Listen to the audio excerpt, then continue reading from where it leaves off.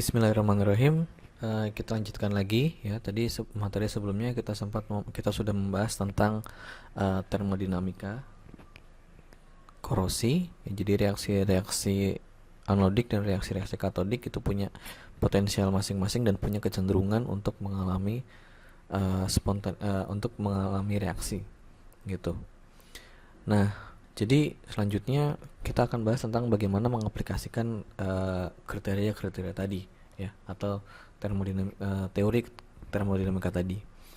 Nah, jadi termodinamika ini memiliki kriteria ya, korosi punya kriteria di mana kriteria itu akan membantu kita dalam menentukan apakah reaksi korosi itu terjadi ketika potensial dari equilibrium potensial dari kedua reaksi itu atau kedua proses, yaitu proses anodik dan katodik itu diketahui. Jadi sekarang kita harus tahu dulu ada dua proses di sini. Ada proses anodik ya, ada proses katodik. Nah, kedua proses ini ya itu akan menghasilkan reaksi elektrokimia. Ya, elektrokimia. Nah, dalam kasus ini kita bahas tentang elektrokimia korosi. Ya. Nah, jadi ada beberapa kriteria yang membantu kita dalam menjelaskan apakah reaksi korosi ini terjadi ketika potensial dari anodik dan katodik ini diketahui. Nah, yang pertama ini ada kondisi di mana sistem itu berada pada larutan yang deaerasi, atau dalam bahasa Inggrisnya adalah deaerated solution. Nah, pada kondisi ini, pada larutan yang mengalami deaerasi, itu artinya dia tidak memiliki adanya oksigen ya. Dia tidak ada oksigen. Jadi di sini tidak ada oksigen ya. Oksigen itu tidak ada di dalam larutan yang mengalami deaerasi ini. Akibatnya apa? Akibatnya dari kriteria yang kemarin saat kemarin kita bahas bahwa ada dua proses ya, ada reaksi oksigen dan ada reaksi reduksi oksigen dan ada reduksi ion hidrogen. Nah, maka biasanya yang paling umum terjadi adalah oksigen dulu. Selama ada oksigen, maka reduksi oksigen akan terjadi lebih dulu dibandingkan dengan evolusi hidrogen. Nah, dalam larutan yang memiliki kriteria deaerasi atau tidak ada oksigen, maka reduksi oksigen tidak akan terjadi gitu ya. Kalau reduksi oksigen tidak terjadi, maka yang terjadi biasanya atau normalnya itu adalah reduksi oksigen, ion oksigen ya, untuk menghasilkan evolusi hidrogen. Jadi karena reduksi oksigen ini tidak terjadi, maka yang terjadi adalah reduksi ion hidrogen. Nah, reduksi ion hidrogen ini mengakibatkan adanya evolusi hidrogen.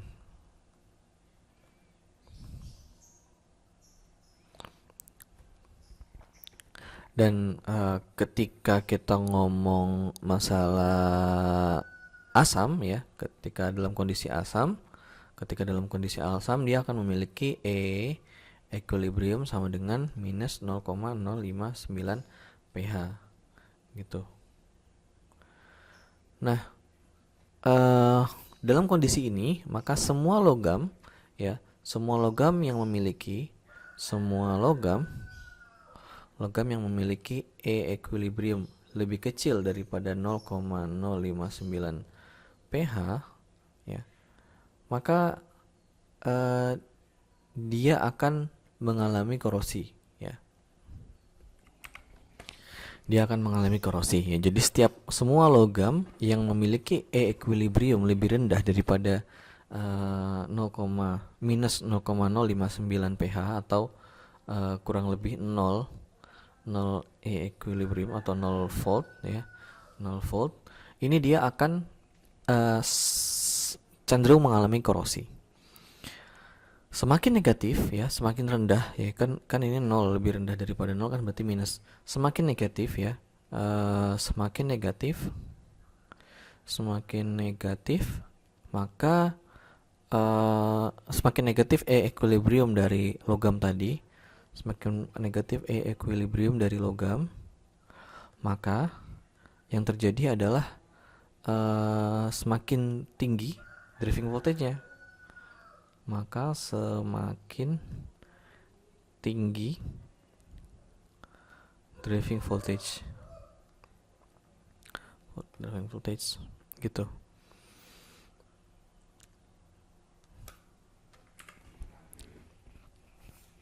Artinya apa? Semakin negatif potensial E equilibrium dari logam, maka dia akan semakin cenderung untuk korosi, atau ada istilah lain adalah semakin less noble.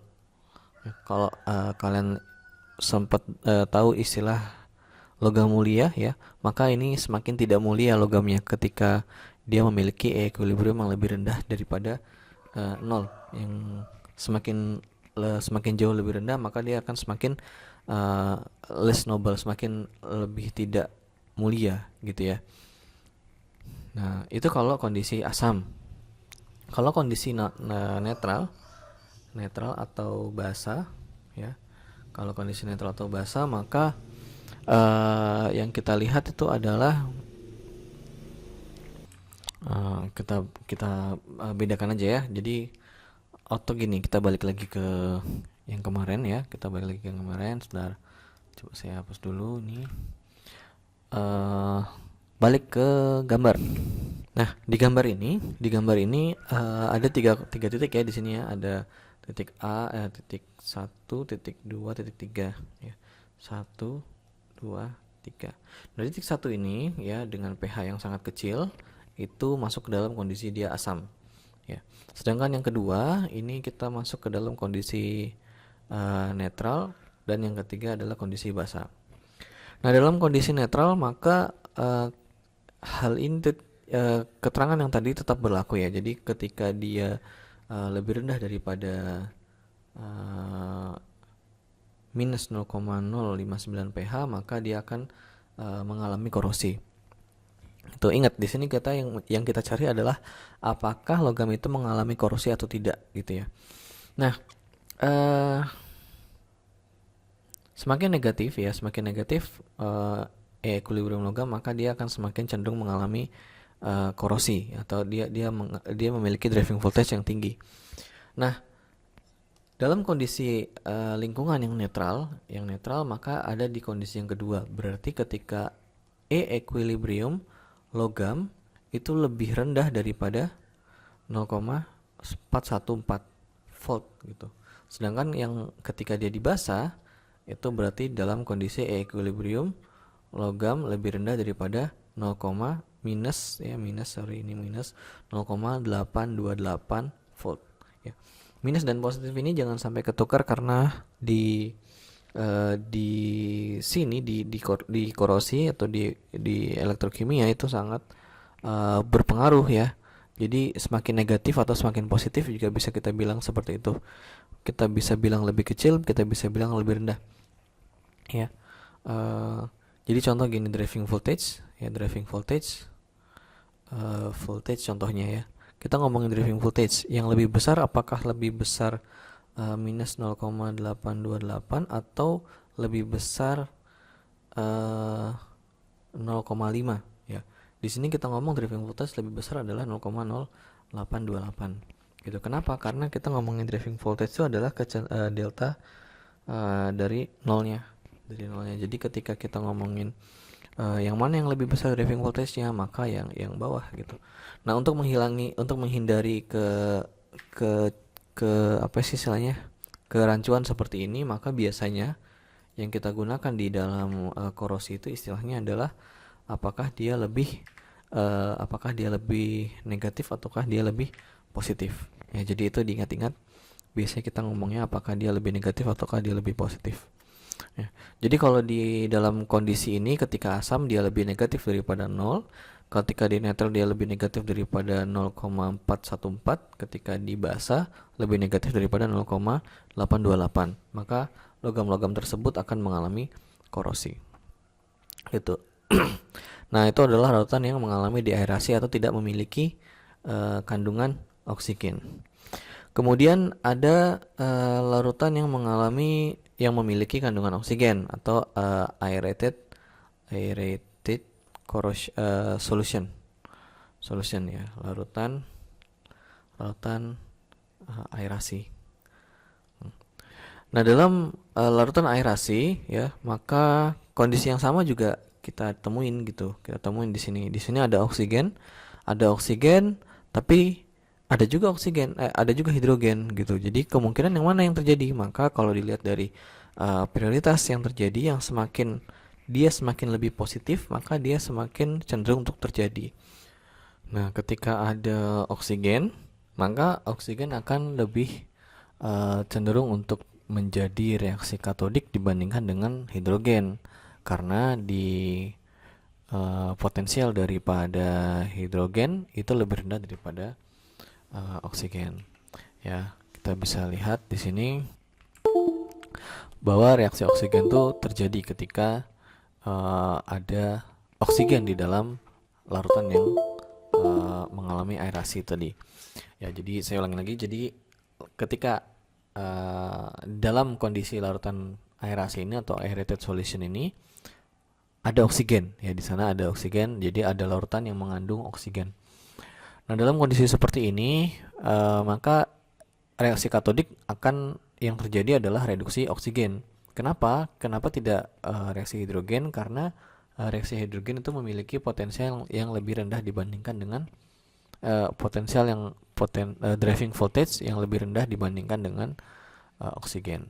Ya, ketika di asam oksigen memiliki potensial plus 1229, ketika netral dia 0,815, sedangkan ketika basa dia 0,401. Ya, semua ini menghasilkan bahwa equilibrium dari logam itu akan terkorosi ketika lebih rendah daripada semua ini ya. Sama seperti yang sebelumnya bisa dilihat bahwa yang garis B ini adalah garis reduksi oksigen ya. Jadi ketika equilibrium dari logam itu lebih rendah daripada garis B ini, maka ya dia akan mengalami korosi. Nah, ketika ada kondisi-kondisi lain atau dalam tanda kutip, nah kita kan tadi ngomongin reaksi katodik ya. Ketika yang sebelumnya itu reaksi katodiknya adalah evolusi hidrogen, sedangkan yang kedua ini adalah reduksi oksigen. Nah, yang ketiga, ketika ada oxidizing agent yang lain atau ada reaksi oksidasi lain ya, oxidizing species ya, ini adalah ketika ada